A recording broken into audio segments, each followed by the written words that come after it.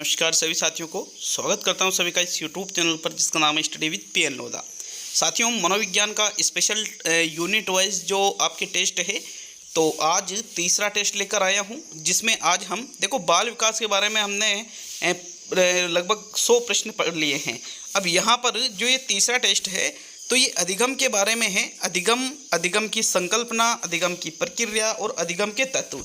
इसमें अधिगम के सिद्धांतों के प्रश्न नहीं हैं, बट ये चार चीज़ें यहाँ पर बहुत ही शानदार, मतलब इनमें से हर बार प्रश्न पूछा जाता है, तो बहुत ही इम्पोर्टेंट 30 प्रश्न आपके लिए लेकर आया हूँ इस वीडियो में। पूरा वीडियो देख करके जाइएगा। आपके जो एग्ज़ाम है साथियों जुलाई 2022 में रीट का, उसके लिए बेहद ही उपयोगी है दोनों लेवल हेतु। तो चलिए आज की इस वीडियो को शुरू करते हैं। पूरे 30 प्रश्नों को करके जाना और कमेंट करके बताना कि भाई आपके कितने प्रश्न यहाँ पर सही हो रहे हैं। तो चलिए पहला प्रश्न देख लेते हैं। साइकोलॉजी का टेस्ट नंबर 3 आपके लिए लेकर आया हूँ, और इस टेस्ट में बहुत ही शानदार टॉपिक जो आप पढ़ते कम हो, आप अधिगम में सिद्धांतों पर ही पूरा ध्यान दे देते हो। जो थ्योरीज होती है, देखिए जितने भी सिद्धांत है वो आपको भले ही कंठस्थ हो, लेकिन ये जो आज का टेस्ट है ये आपका ज्ञान बहुत आगे लेकर जाएगा। तो मित्रों, टेस्ट को पूरा देखें।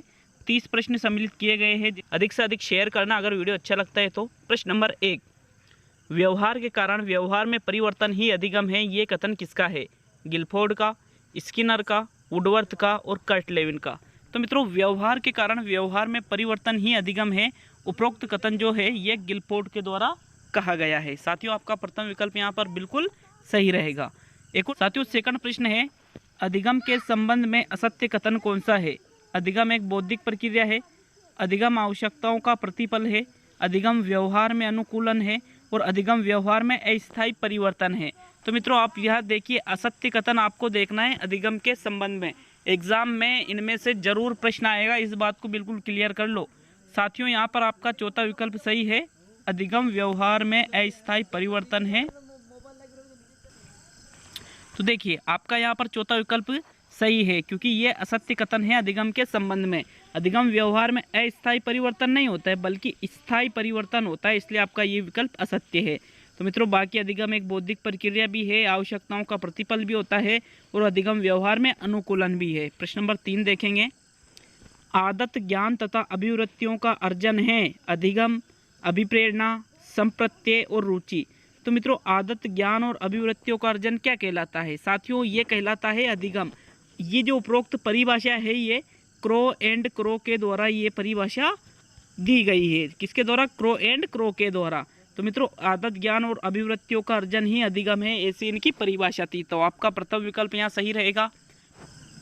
प्रश्न नंबर 4 देखेंगे साथियों। चौथा प्रश्न है, शिक्षण से अधिगम पर बल देने वाला परिवर्तन हो सकता है बाल केंद्रित शिक्षा पद्धति अपनाकर, रटने को प्रोत्साहित करके, अग्र शिक्षण की तकनीक अपनाकर और परीक्षा परिणामों पर केंद्रित होकर। तो मित्रों, शिक्षण से अधिगम पर बल देने वाला परिवर्तन बाल केंद्रित शिक्षा पद्धति अपनाकर हो सकता है। बाल केंद्रित शिक्षा पद्धति का मतलब है कि जिसमें वह शिक्षा पद्धति जिसमें बालक को केंद्र में रखा जाता है। केंद्र का सीधा सा मतलब है जो क्रियाएं, जो पाठ बच्चों को पढ़ाया जा रहा है उसमें मुख्य रूप से आप बालक को ध्यान में रखते हो। बालक अनेक प्रकार की क्रियाएं उसमें करता हो, बालक सक्रिय रूप से उस चीज़ को सीखता हो, तो वही होती है बाल केंद्रित शिक्षा पद्धति। इससे शिक्षण से अधिगम पर बल देने वाला परिवर्तन हो सकता है। प्रश्न नंबर 5 है साथियों, अधिगम के बारे में असत्य कथन है, अधिगम व्यवहार में स्थायी परिवर्तन है, अधिगम निष्पादन से भिन्न होता है, अधिगम से व्यवहार में तुलनात्मक रूप से स्थायी परिवर्तन होता है और अधिगम वृद्धि व परिपक्वता के कारण होता है। तो मित्रों देखिए, यहाँ पर जो 4 विकल्प दिए गए हैं इनमें एक विकल्प अधिगम के बारे में असत्य है। तो देखिए, ये जो प्रश्न है इसका राइट आंसर है चौथा विकल्प, अधिगम वृद्धि व परिपक्वता के कारण होता है। ऐसा नहीं है, ठीक है। जरूरी नहीं है कि वृद्धि एवं परिपक्वता आने पर अधिगम हो जाए, ऐसा नहीं है मित्रों। ये एक स्वाभाविक प्रक्रिया है, वृद्धि और परिपक्वता। और मित्रों, अधिगम में कुछ क्रिया करनी पड़ती है, ऐसा नहीं है कि वृद्धि और परिपक्वता होने से ही अधिगम हो जाता है। तो साथियों, यहाँ आपका चौथा विकल्प सही रहेगा। प्रश्न नंबर 6, निम्न में से कौन सी विशेषता अधिगम से संबंधित नहीं है? देखिए, सारे क्वेश्चन इसी प्रकार से आपको देखने को मिलेंगे। अभी देखिए, आपका और जो लेवल है प्रश्नों का वो बढ़ने वाला है। तो अधिगम से संबंधित कौन सी विशेषता नहीं है? अधिगम अनुभव पर आधारित नहीं होता है, अधिगम सर्वदा व्यक्ति के व्यवहार में परिवर्तन करता है, यह प्रेरकों पर निर्भर करती है और यह अधिगम व्यक्ति के विकास से संबंधित है। तो मित्रों यहाँ पर देखिए अधिगम से संबंधित एक विशेषता आपको देखनी है कि कौन सी विशेषता अधिगम से संबंधित नहीं है। तो राइट आंसर है अधिगम अनुभव पर आधारित नहीं होता है, ये गलत है। अधिगम अनुभव पर भी आधारित होता है साथियों। बाकी प्रेरकों पर निर्भर है, बिल्कुल ये व्यक्ति के विकास से संबंधित है और इससे व्यक्ति के व्यवहार में सर्वदा परिवर्तन होता है। तो मित्रों ये तीनों विशेषता अधिगम से संबंधित है, लेकिन अधिगम अनुभव पर आधारित नहीं है, ये गलत कथन है साथियों। यहाँ पे प्रश्न नंबर 7 देखेंगे। एक अच्छे अधिगमकर्ता की प्रमुख विशेषता निम्न में से कौन सी है? इच्छा शक्ति, अवधान, शैक्षणिक योग्यता और परिपक्वता। तो मित्रों एक अच्छे अधिगमकर्ता की प्रमुख विशेषता होती है इच्छा शक्ति। क्या होती है सबसे प्रमुख विशेषता? इच्छा शक्ति। व्यक्ति को किसी भी चीज़ को सीखने के लिए इच्छा शक्ति होना बहुत ही जरूरी है साथियों, इसलिए आपका प्रथम विकल्प सही रहेगा। हालांकि अवधान भी उसकी विशेषता है, लेकिन प्रमुख पूछा जाए और इच्छा शक्ति और अवधान दोनों हो तो आपको इच्छा शक्ति राइट लगाना है। प्रश्न नंबर 8 देखेंगे मित्रों। जॉन डीवी ने कहा है विद्यालय एक विशिष्ट वातावरण है, विद्यालय एक साधारण वातावरण है, विद्यालय एक तकनीकी वातावरण है और विद्यालय एक अनौपचारिक वातावरण है। तो मित्रों जॉन डीवी ने कहा है विद्यालय एक विशिष्ट वातावरण है, ये कथन है बहुत इंपॉर्टेंट। तो साथियों इस कथन को जरूर याद रखें, आपका प्रथम विकल्प यहाँ सही रहेगा। प्रश्न नंबर 9 देखेंगे मित्रों। 9वां प्रश्न आता है छात्रों में सीखने की योग्यता निर्भर करती है सामाजिकता पर, संस्कृति पर, परिवार पर और व्यक्तिगत विभिन्नता पर।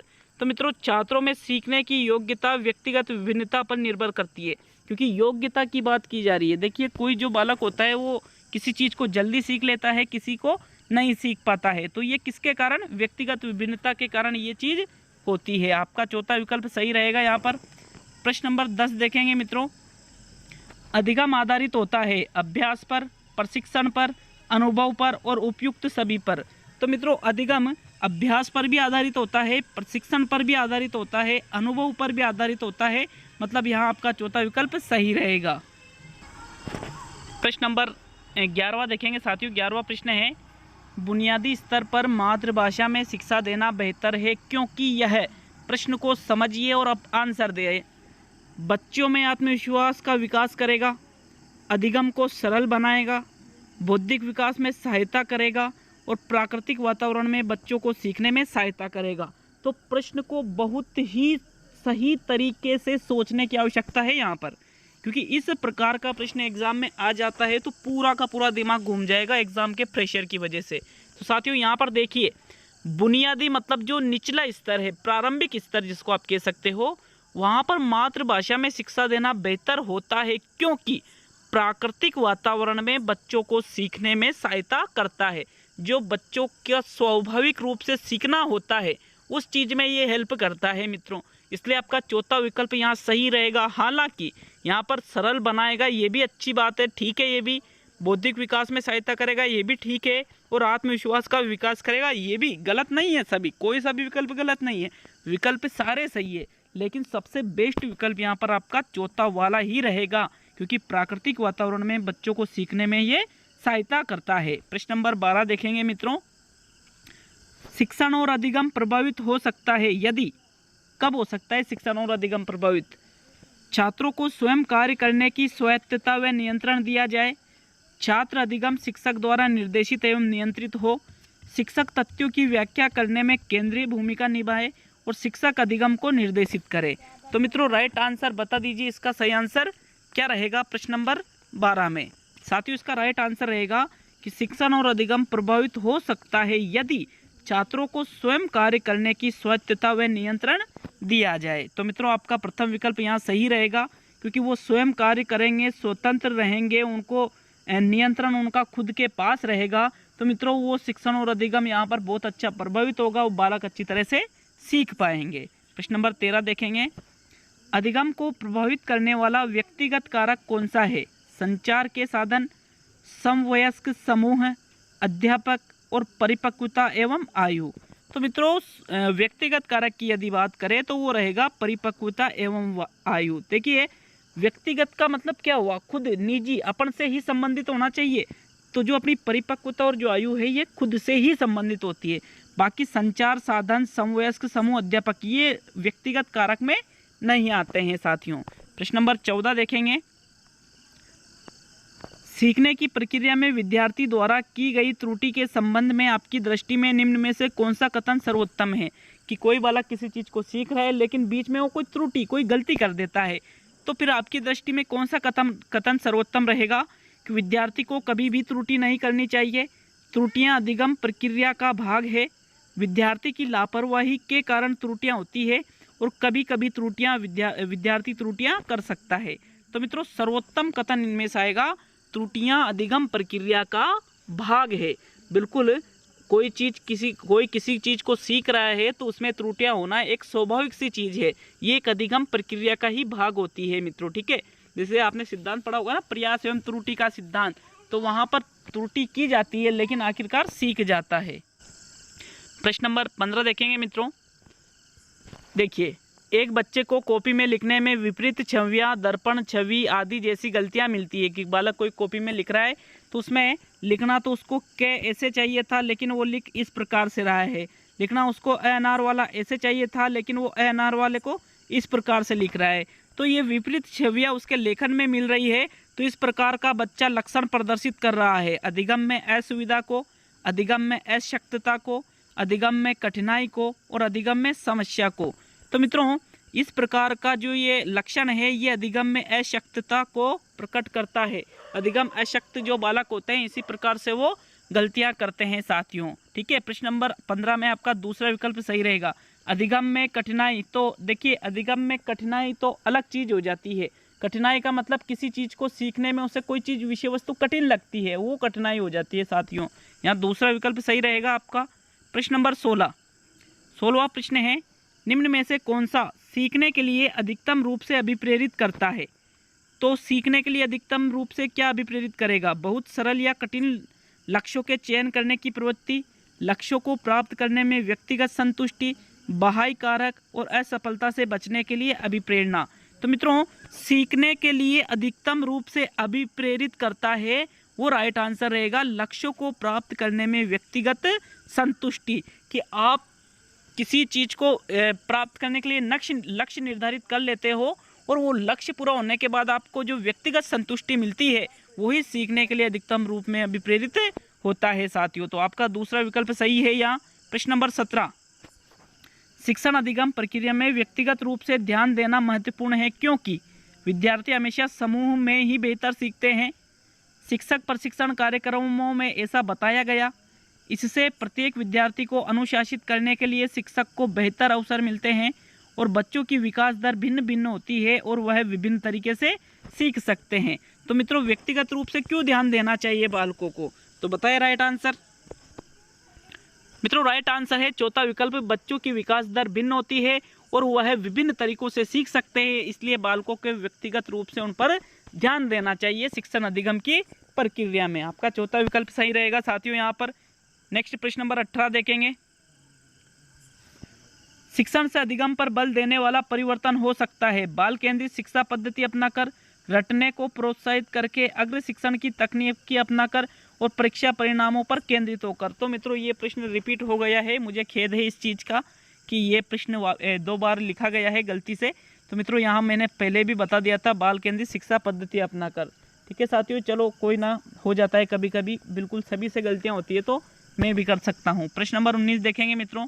19वां प्रश्न है, निम्न में से कौन सा शिक्षक से संबंधित अधिगम को प्रभावित करने वाला कारक है? तो अधिगम को प्रभावित करने वाले कारक में शिक्षक से संबंधित देखना है। बैठने की उचित व्यवस्था, शिक्षण अधिगम संसाधनों की उपलब्धता, विषय वस्तु या अधिगम अनुभवों की प्रकृति और विषय वस्तु में प्रवीणता। तो मित्रों शिक्षक से संबंधित अधिगम को प्रभावित करने वाला कारक इन चारों विकल्पों में चौथा विकल्प सही है, विषय वस्तु में प्रवीणता। ये शिक्षक से संबंधित कारक है साथियों। कोई अगर एक्सपर्ट रहता है अपने सब्जेक्ट का तो बड़ी अच्छी तरह से उसको समझा सकता है। तो मित्रों ये शिक्षक से संबंधित है, विषय वस्तु में प्रवीणता। प्रश्न नंबर 20 देखेंगे। बच्चे किस प्रकार से सीखते हैं? दिए गए निम्न कथनों में से कौन सा इस प्रश्न के विषय में सही नहीं है? कि बालक किस प्रकार से सीखते हैं उनमें से आपको असत्य कथन देखना है। ठीक है, कौन सा कथन देखना है? असत्य। बच्चे तब सीखते हैं जब वह संज्ञानात्मक रूप से तैयार होते हैं। बच्चे अनेक प्रकार से सीखते हैं। बच्चे सीखते हैं क्योंकि यह स्वाभाविक रूप से प्रेरित होते हैं और बच्चे केवल कक्षा में सीखते हैं। तो मित्रों, असत्य कथन देखना है सीखने से संबंधित में।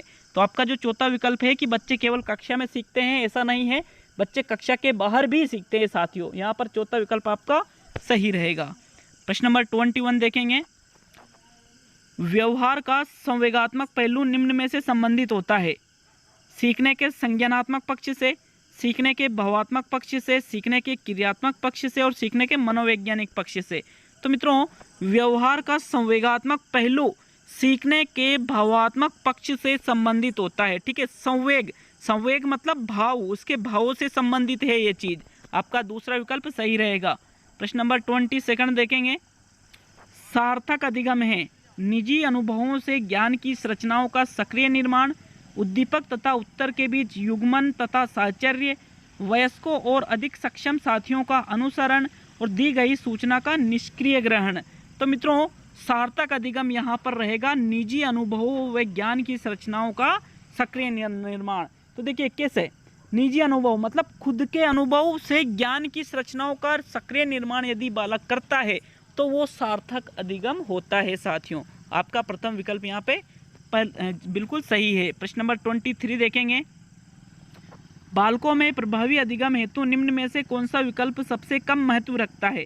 प्रभावी अधिगम हेतु सबसे कम महत्व अधिगम का दार्शनिक आधार, अधिगम के शारीरिक आधार, अधिगम के अभिप्रेरणात्मक आधार और अधिगम के बौद्धिक आधार। तो मित्रों, सबसे कम महत्वपूर्ण रखता है अधिगम का दार्शनिक आधार, क्योंकि दर्शन शास्त्र यहाँ पर थोड़ा अलग हो जाता है। दार्शनिक आधार की ये बात की जा रही है, बाकी शारीरिक, अभिप्रेरणात्मक, बौद्धिक ये तीनों अधिगम से ज़्यादा संबंधित है बजाय दार्शनिक के। इसलिए आपका प्रथम विकल्प यहाँ सही रहेगा। हालांकि दार्शनिक भी संबंधित है लेकिन इन तीनों से कम।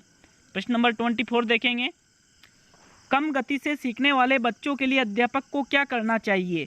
टोली शिक्षण, अतिरिक्त ध्यान व शिक्षण, प्रोत्साहन और उपयुक्त सभी। तो मित्रों, जो बच्चे कम गति से सीखते हैं उनके लिए अध्यापक को टोली शिक्षण भी करना चाहिए, अतिरिक्त ध्यान व शिक्षण भी कराना चाहिए, प्रोत्साहन भी करना चाहिए। मतलब आपका चौथा विकल्प यहाँ पे सही है। प्रश्न नंबर 25 देखेंगे।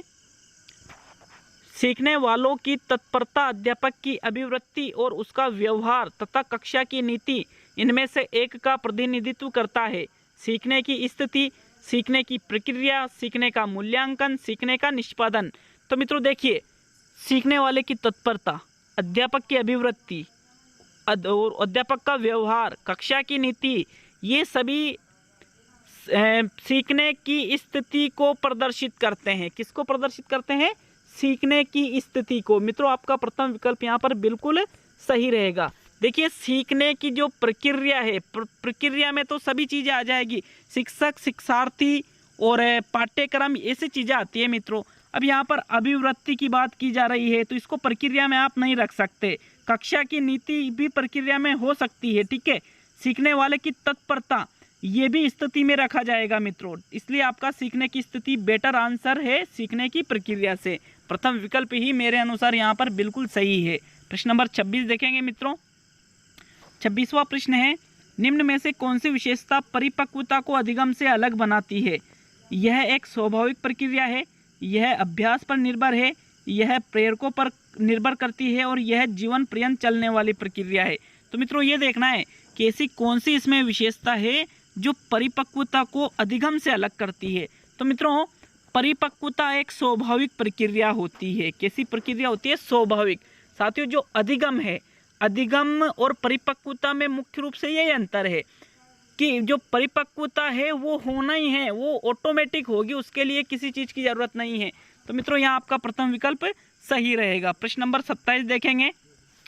अधिगमकर्ता का स्व नियम का क्या अर्थ है? स्व अनुशासन और नियंत्रण, दूसरों को अनुशासन में रखना, स्वयं को दूसरे के सामने अनुशासित करना और उपयुक्त सभी। तो मित्रों, अधिगमकर्ता का स्व नियम का मतलब होता है स्व अनुशासन और नियंत्रण, मतलब खुद पर ही नियंत्रण रखना ही स्व नियम कहलाता है साथियों। तो यहाँ पर आपका 27 में प्रथम विकल्प सही रहेगा। कमेंट करके जरूर जाए कि कितने प्रश्न सही होते हैं और साथ में ये भी बताकर जाए कि आपको टेस्ट पेपर कैसा लगा। मित्रों किसी प्रश्न का उत्तर गलत लगता है तो बिल्कुल आप कमेंट में जरूर बता कर जाए। प्रश्न नंबर 28 है, स्कूल की संगठनात्मक स्थापना छात्रों के अधिगम को प्रभावित करती है। यह पहलू उस श्रेणी से संबंधित है, क्रियात्मक कारक से, मनोवैज्ञानिक कारक से, सामाजिक कारक से और अन्य कारक से। तो देखो क्वालिटी वाले प्रश्न आपको यहाँ पर अवेलेबल करवा रहा हूँ। आपको वीडियो अच्छा लगे तो लाइक और शेयर जरूर करिएगा, रिक्वेस्ट है साथियों आप सभी से। तो प्रश्न संख्या 28 में जो आपके सही उत्तर है, स्कूल की संगठनात्मक स्थापना की बात की जा रही है साथियों। यह छात्रों के अधिगम को प्रभावित करती है और यह सामाजिक कारक से संबंधित है। किस कारक से संबंधित है? सामाजिक कारक से। थर्ड विकल्प आपके 28 में सही है। नेक्स्ट 29 पे आते हैं। देखो किसी प्रश्न में आपको कोई त्रुटि लगती है तो नीचे कमेंट बॉक्स ओपन है, आप बिल्कुल अपनी राय जरूर बताइएगा साथियों। तो नेक्स्ट 29वें प्रश्न की ओर बढ़ते हैं। निम्न में से कौन सा बालकों को अधिगम एवं विकास में सबसे अधिक योगदान देता है? देखो अधिगम और विकास में सबसे अधिक योगदान इनमें से क्या देगा? परिवार, समवयस्क समूह और टेलीविजन, परिवार, समवयस्क समूह और अध्यापक, परिवार, खेल और कंप्यूटर, परिवार, खेल और पर्यटन। तो मित्रों सबसे अधिक विकास में और अधिगम में परिवार, समवयस्क समूह और अध्यापक ये सबसे अधिक योगदान देते हैं। तो मित्रों आपका दूसरा विकल्प यहाँ सही रहेगा। और आज का अंतिम प्रश्न देखते हैं साथियों। अंतिम प्रश्न आपको हो सकता है थोड़ा कठिन लगे, लेकिन एग्जाम की दृष्टि से इम्पोर्टेंट क्वेश्चन है। अधिगम एवं परिपक्वता के संबंध में कौन सा कथन सही है? सही कथन देखना है आपको। तो विकल्प है, यदि मानव विकास केवल परिपक्वता से होता तो मनुष्य केवल निम्नतम तक ही सीमित रह जाते। दूसरा है, वंशक्रम संभाव्य क्षमता की सीमा के कारण बालक एक निश्चित सीमा से आगे तक विकसित हो सकते हैं। बालक विकास की दृष्टि से जब सीखने के लिए तैयार नहीं है तब भी वह अधिक प्रयास के द्वारा सीख सकते हैं। और बालक की अंतर्निहित शक्तियों को बिना समय विचारे विकसित करने के लिए प्रोत्साहित किया जाना चाहिए।